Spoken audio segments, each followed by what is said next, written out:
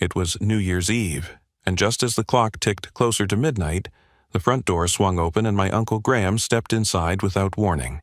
He had not called, had not texted, had not visited in years, but there he was in a pressed suit, his eyes sharp and restless. He looked around the room once, then locked his gaze on me. "Ethan," he said firmly, "how's that $2.5 million trust fund I set up for you 5 years ago?" I froze in place, my fork halfway to my mouth. The laughter around the table died instantly. My heart slammed against my ribs as I struggled to form words. Finally, I choked out the only response I had. "What trust fund?" "I've been working 3 jobs just to survive. I don't have a trust fund." The color drained from the room. My uncle's face hardened, his jaw tightening as his eyes flicked toward my parents. I followed his stare, and in that moment I saw something I had never seen before. My mother's face turned pale, and her hands trembled against the edge of the table. My father's shoulders stiffened as he stared down at his plate, refusing to meet anyone's eyes. Uncle Graham's voice rose, thick with fury. "Don't tell me you never gave it to him. That money was his right. That money was his future." My parents did not answer. Their silence filled the room with a heavier weight than words ever could. I sat there in disbelief, my mind racing with questions I had no power to stop. Why had I never heard of this? Why had I been breaking myself to survive if a fortune was meant for me all along? And why were my parents looking like the walls had finally collapsed around them? That was when Graham turned back to me, his face burning with anger, and he said something that shattered everything I thought I knew about my life. "My name is Ethan Calder. I am 25 years old, and for most of my life I believed I came from a working-class family that struggled to keep its head above water. I grew up thinking hard work was the only way to earn respect, and that survival came from grit, not privilege. That belief shaped me, hardened me, and often left me questioning whether my life would ever be more than a string of exhausting shifts and unpaid bills. At the time my uncle walked in, I was living through the hardest season of my life. I was juggling 3 jobs, each one grinding me down in a different way. By day, I stood behind the counter of a convenience store, forcing a smile as customers rushed through with their coffee and cigarettes. When I clocked out, I switched into the uniform of a delivery driver, crisscrossing the city in an old car that rattled louder than the radio. Some nights, when I could barely keep my eyes open, I dragged myself into handyman work, patching drywall or unclogging sinks in apartments that smelled of mildew. I did it all because I had no choice. Rent never waited. Groceries always came with another receipt I could barely pay, for even a simple doctor's visit was something I put off, convincing myself I could live with the pain in my back or the pounding in my temples. My life was a cycle of fatigue. Still, I tried to hold on to hope. I kept telling myself that someday all this effort would mean something, that maybe I would find a way to break free. My parents never talked much about money. My mother, Lydia, always insisted we were fine, even when I knew the refrigerator was half empty or when the power company's final notice slipped under our front door. She told me that every hardship was a lesson. "Hard work builds character," she said again and again. She meant well, and I believed her because she was the one person who never stopped believing in me. My father, Marcus, was the opposite. He was a man of few words, and when he did speak, it was often about responsibility and toughness. "Focus on getting through the week," he would mutter when I complained about being tired. He worked long hours in construction, his hands rough and scarred from years of labor, but he rarely shared more than the basics of his day. I used to wonder if he even noticed how hard I was working, or if he thought it was just the way life was supposed to be. Despite the constant grind, I tried to keep the peace at home. My parents were all I had, and even when I was frustrated, I convinced myself that someday I would make them proud. That belief carried me through nights when my body wanted to give up. I thought we were a team, facing the world together. I had no idea that under the surface there were secrets none of them dared to tell me. New Year's Eve should have been a celebration. That night, we sat around a small wooden table in our living room. We wore the flimsy paper hats my mom had bought at the discount store. She had cooked a modest dinner of roasted chicken, mashed potatoes, and green beans, stretching every dollar as she always did. A bottle of cheap champagne sat unopened on the counter, waiting for midnight. I looked at the clock and then at my phone. My friends were posting pictures of glittering parties downtown, the kind with open bars, sparkling dresses, and confetti showers. I felt a sting of envy but quickly pushed it aside. This was my family, and though it was simple, I told myself it was enough. As I sat there, I studied my parents. My mother smiled, trying to keep the mood light, but her eyes gave away a heaviness that had been growing for years. My father was quiet, as usual, carving his chicken with slow, deliberate movements. I wondered if he even noticed how different our lives were from those of the people around us, or if he had accepted that this was simply our place in the world. I remember raising my glass of soda and saying, "Here's to a better year. Maybe this one will finally turn things around." My mother smiled faintly and clinked her glass against mine. My father nodded but said nothing. For a moment, I felt the sting of silence, the kind that reminds you how much you want to be heard but never are. I pushed the feeling down and reminded myself to be grateful. At least I had them. At least I wasn't spending the night alone. At least there was food on the table, however modest. That was the story I told myself. The story that kept me from resenting the long hours and the constant struggle. But as I sat there, watching the seconds tick closer to midnight, I could not have imagined that everything I believed about my family was about to collapse. I thought the year ahead might bring better luck, maybe even a chance at stability. Instead, it brought a revelation so powerful that it tore apart every assumption I had built my life on. When the knock came at the door and my Uncle Graham stepped inside, my world shifted forever. The sound of the front door opening on New Year's Eve startled all of us. We were not expecting anyone. I turned in my chair and saw a tall figure step inside without hesitation, as if he owned the place. My breath caught when I realized it was my Uncle Graham. I had not seen him in years. He was my father's older brother, though I had never felt close to him. Where my father looked worn down by years of labor, Graham always carried himself with a sharpness that made people uneasy. He wore a tailored suit even though it was a holiday night, and his silver hair was combed neatly back. His presence filled the small living room instantly, pushing out whatever warmth we had managed to hold on to during dinner. "Happy New Year," he said flatly, his voice carrying both authority and judgment. His eyes scanned the room before settling on me. Then, without a smile, without any small talk, he leaned slightly forward and spoke the words that stopped my world. "So, Ethan, how's that $2.5 million trust fund treating you?" I blinked, certain I had misheard him. My fork clattered against my plate. The room went silent, so quiet I could hear the hum of the refrigerator in the kitchen. My mouth went dry, but somehow I forced words out. "What trust fund?" "I've been working 3 jobs just to get by. I don't have a trust fund." For a moment, Graham's face did not move, as if he was measuring my sincerity. Then his jaw tightened, his eyes narrowed, and a flash of anger sparked in his expression. He turned his head toward my parents, and in that single movement the atmosphere in the room changed from confusion to something darker. "What is this?" he demanded, his voice rising with controlled fury. "You mean to tell me you never told him? You kept everything from him." My mother froze, her hands trembling against the tablecloth. Her face turned pale, and she looked down at her plate as though the mashed potatoes could shield her from the storm. My father did not lift his eyes at all.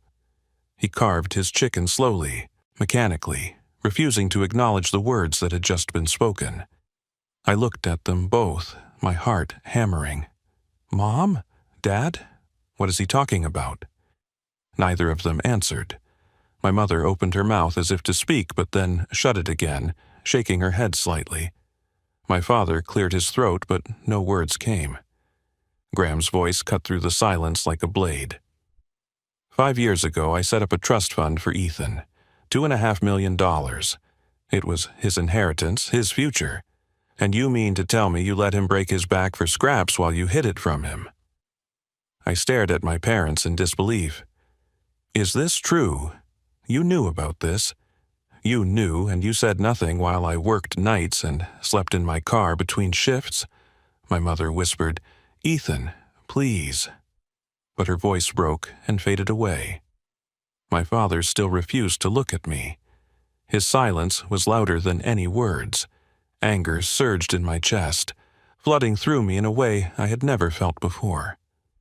I slammed my hands against the table. "Answer me, is it true?" Finally, my father lifted his eyes, but only to glare at his brother. "This isn't your business, Graham." "Not my business?" Graham roared. "This is my nephew's life. This is his birthright, and you've buried it under your lies." The tension in the room grew unbearable. I could barely breathe. Questions rattled in my head faster than I could process them. Why had I never been told? What were they hiding? What could possibly justify letting me suffer when there was money meant to give me a future? I turned to my mother, desperate for the truth. Why? Why didn't you ever tell me? Tears welled in her eyes. She reached across the table toward my hand, but I pulled back. Her voice cracked as she whispered, "We thought it was better this way." "Better?" I shouted. "You thought it was better for me to think I had nothing? To believe I had to fight every single day just to survive while you hid a fortune that was mine?" My uncle slammed his fist against the table, rattling the dishes. "Enough. He deserves to know everything. You cannot keep hiding this, not anymore." My father's face hardened. His lips pressed into a thin line, and his eyes darkened with anger.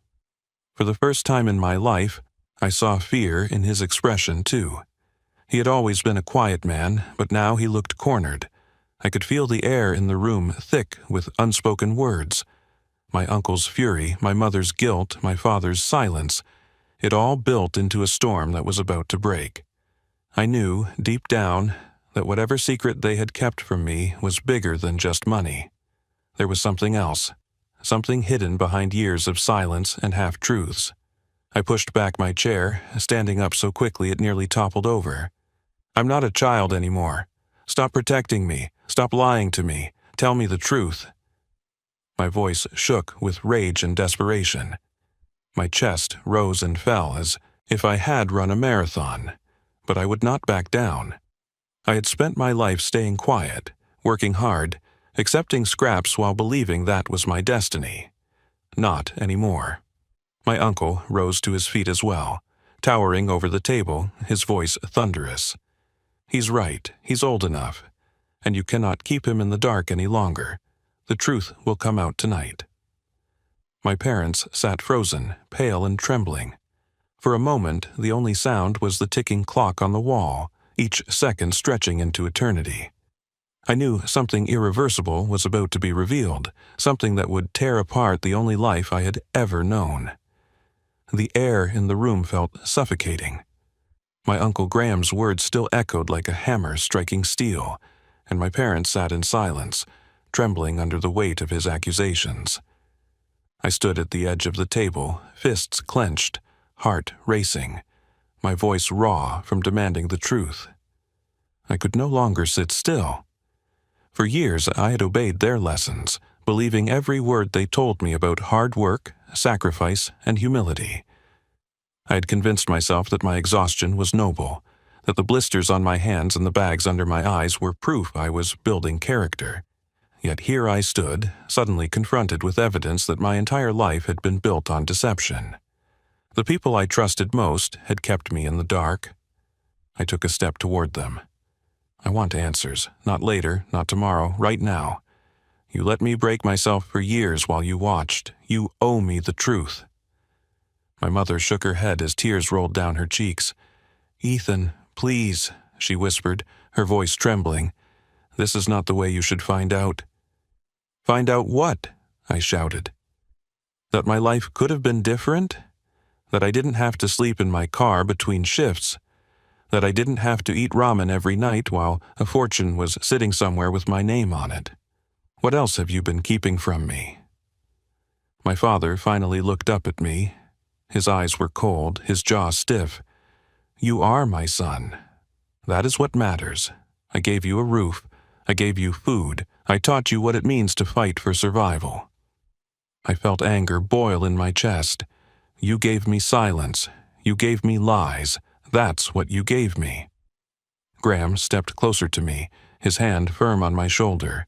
"You are right to demand answers. You have been treated unfairly. I will not stand by while they keep burying the truth." My father glared at him. "Stay out of this, Graham. You've meddled enough. This is our family, not yours." But Graham refused to back down. "He is Daniel's son, not yours, Marcus, and you know it." The words hit me like a punch, but I refused to collapse. I steadied myself, refusing to let them keep control of my life any longer. My mother gasped, covering her mouth with her hands, as if Graham had ripped away the last layer of protection she had tried to build around me. I turned back to her. "Is that true? Is that what this is about? Tell me who I am. Tell me who my father is." She reached for me again, her voice cracking with desperation. "Ethan, please listen. We were only trying to protect you. We wanted you to have a normal life. We thought if we kept it from you, you would be safe." "Safe from what?" I demanded. My voice shook, but it carried more force than I had ever felt. "Safe from knowing the truth? Safe from my own life? You say you wanted me to be normal, but nothing about this is normal. You watched me fall apart while you kept secrets that could have changed everything. That is not protection. That is betrayal." For the first time in my life, I saw my mother collapse under the weight of her own guilt. She buried her face in her hands and sobbed. My father sat stiff and silent, refusing to give me the answers I needed, his pride keeping him chained to his lies. I straightened my back and drew in a deep breath. My voice lowered but grew sharper, steadier. "You don't get to decide what I know anymore. You don't get to keep me in the dark. Tonight I want the truth, all of it. No more excuses." Graham nodded firmly beside me. "He is right. You had your chance to explain. Now he deserves to hear what has been hidden for far too long." My father slammed his hand against the table, rattling the dishes. "You think you know what is best for him, Graham, but you don't. You never did. You come in here with your money and your lectures, acting like you care. But where were you all these years?" "I was honoring Daniel's wishes," Graham snapped. "I gave him a future that you stole. You took his legacy and buried it, and for what? To keep control? To hide your shame?" Their voices rose, clashing like thunder, but I no longer felt like a bystander. I no longer felt like the quiet son who nodded and obeyed. This was my life they were arguing over, my future they had stolen, and I would not be silenced. I slammed my fist down harder than both of them, the sound cutting through their shouting. "Enough. You can argue about who was right or wrong, but this is my life. I am the one who lived it, not you. So I am telling you now, I will not leave this room until I know everything." The room fell silent again. My mother's sobs slowed into quiet gasps. My father's chest heaved with anger, but he said nothing. Graham stared at me with approval, as if he saw a strength in me that had been buried under years of silence and obedience. I stood there, unshaken. For the first time in my life, I felt in control. My words carried weight. My demand for the truth could no longer be ignored. I had made my choice. I would face whatever came next, no matter how painful it was. Graham's eyes locked on mine. "Then you should hear it from me. Tonight you will finally know who you are." My pulse quickened. Every nerve in my body braced for the truth. That was about to change my life forever. The room felt frozen in time, as if the walls themselves were holding their breath. My demand for the truth had shattered the silence, and now there was no turning back. My Uncle Graham stood tall beside me, his eyes locked on my parents. My mother wept quietly into her hands, and my father sat rigid, his face pale yet defiant. I could feel the tension crackling in the air like electricity before a storm. Graham's voice broke the stillness, steady and sharp. Ethan deserves the truth. He has lived his whole life carrying a weight that was never his to bear.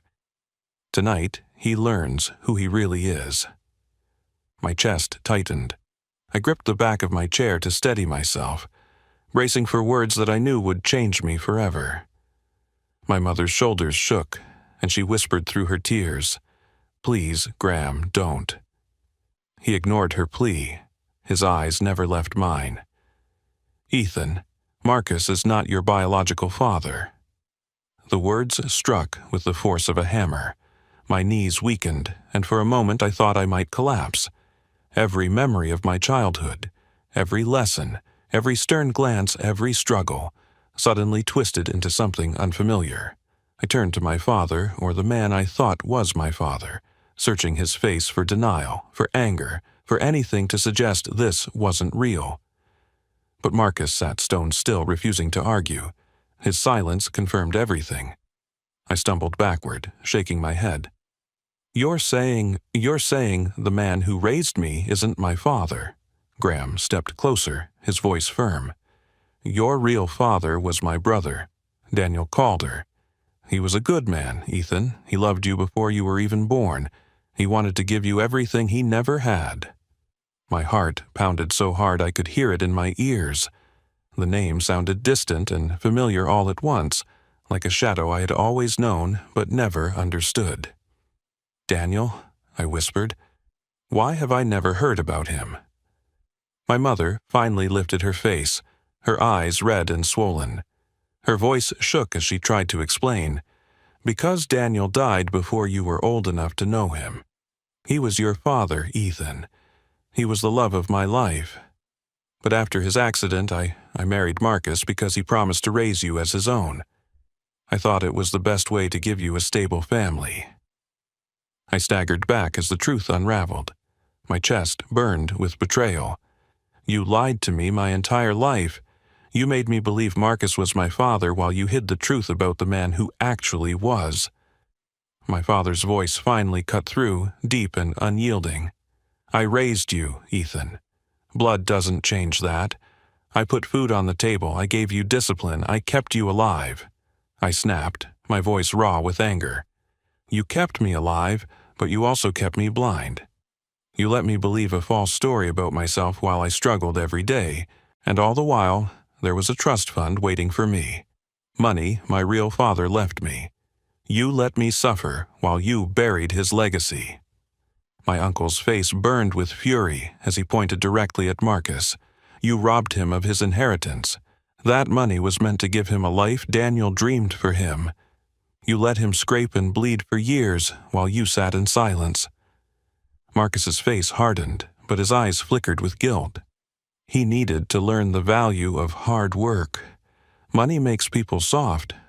I wasn't going to raise a spoiled boy. "Hard work?" I shouted. My voice cracked, but I didn't care. "I've worked myself into the ground, I've lost sleep, I've skipped meals, I've missed out on life because I thought I had no choice. And all this time you let me break myself down while you kept his gift locked away. That wasn't teaching me a lesson.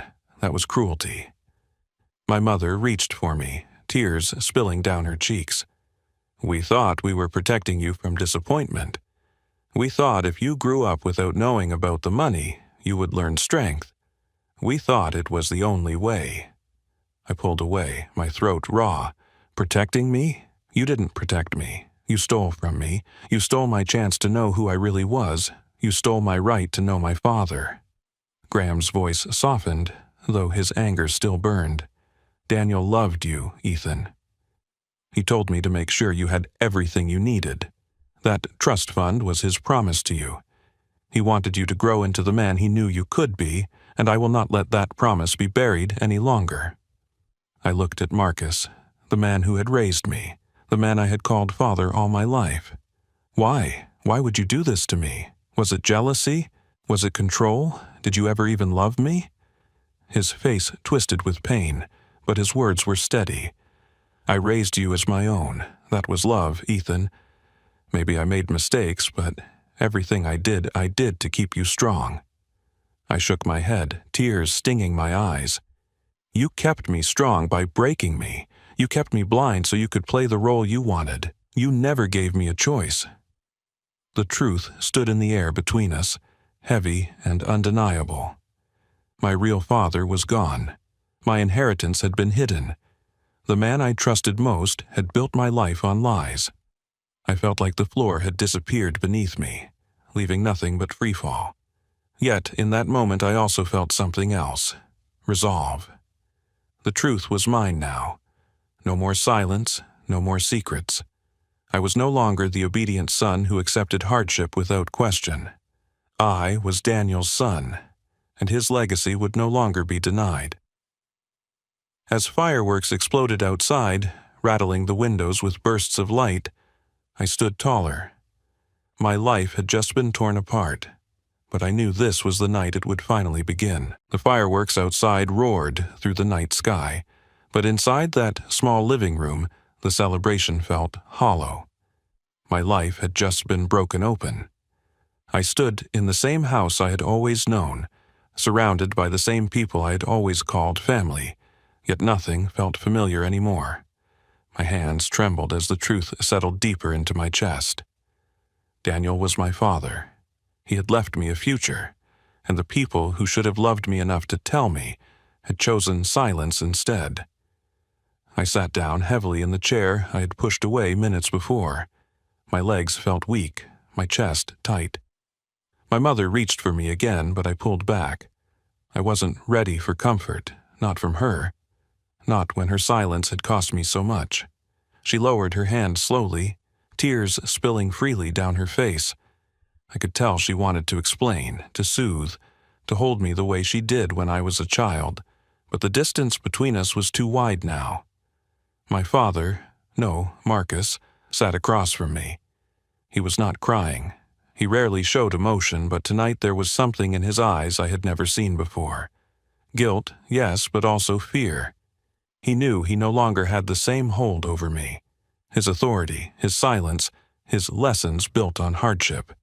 They all meant less now that I knew the truth. Uncle Graham stood tall beside me, almost like a guardian, though I wasn't sure I was ready to trust him either. He had kept this secret for years as well, even if he claimed it wasn't his place to reveal it sooner. Still, in that moment, he was the only one who had spoken with honesty, the only one who looked me in the eyes and refused to let me live in the dark any longer. I finally found my voice, though it came out low and heavy. All those nights I thought I was nothing. All those mornings I woke up wondering if I would ever escape this life. You knew I had a chance. You knew I had a father who wanted me to be secure, and you took that away from me. My mother sobbed harder. We thought it was the best way. We thought if you grew up without relying on money, you would be strong. We thought you would be safe from disappointment. I shook my head. Safe? I was never safe. I was exhausted. I was hungry. I was desperate. That wasn't protection. That was cruelty disguised as love. Marcus finally spoke, his voice sharp but strained. You needed to learn the value of survival. You would have wasted that money. You would have turned soft. The anger rose in me again, but I kept my voice steady. You never gave me the chance to prove who I was. You never let me choose. You decided for me, and that is not love, that is control. The room went quiet again. My mother's cries faded into quiet sniffles. Marcos stared at the floor. Graham kept his hand firm on the back of my chair. I thought about Daniel, the man I never got to know. I imagined him picturing me, his son, and deciding to build a future for me. I imagined him working, saving, and trusting that the people around me would honor his wishes. He had loved me enough to plan for a life he would never see me live. And yet, all of that had been hidden, stolen by silence. As the reality sank deeper, I realized something important. Money alone would not heal this wound. The trust fund might change my circumstances, but it would not erase the years of struggle, the nights of loneliness, the betrayal that had shaped my identity. What mattered more than the money was the truth. The truth gave me a choice. The truth gave me freedom. I stood again, this time taller, steadier. My voice carried a calm I didn't feel before. I cannot change the years I lost. I cannot change what you chose to hide, but I can choose what happens now. From this night on, no one decides for me. I will know my father's story. I will claim the life he wanted me to have, and I will live it with the strength I built in the shadows you forced me into. My mother sobbed into her hands, whispering, "I'm sorry," again and again. Marcus said nothing. He sat there like a man defeated, stripped of the role he had clung to for decades. Graham nodded slowly, pride flickering in his eyes. I walked outside into the cold air. The fireworks were still bursting across the sky, painting it in gold and red. Neighbors cheered in the distance, their voices carried on the winter wind. For them, this was a night of celebration. For me, it was something else entirely. It was the night I stopped being blind. It was the night I learned who I really was. I looked up at the sky and thought of Daniel. I didn't know his voice. I didn't know the sound of his laugh or the way he carried himself. But I knew he loved me. I knew he believed in me enough to fight for my future, even when he would never be there to see it. That knowledge alone filled me with strength I had never felt before. I turned back to the house, knowing the relationships inside would never be the same. The lies had destroyed the foundation we once stood on. But I also knew something else. The truth had set me free. I would not carry their silence any longer. As the new year began, I made a promise to myself. I would not waste the life my father wanted for me.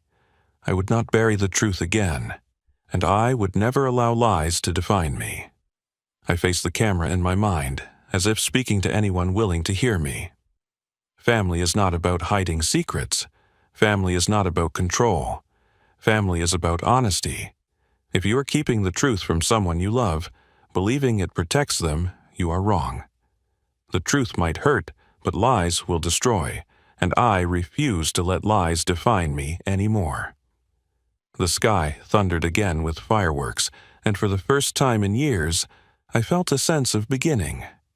My life had been broken open, but in that brokenness I had found something more powerful than money or security. I had found myself. That night changed everything for me. I walked into the new year no longer the same person.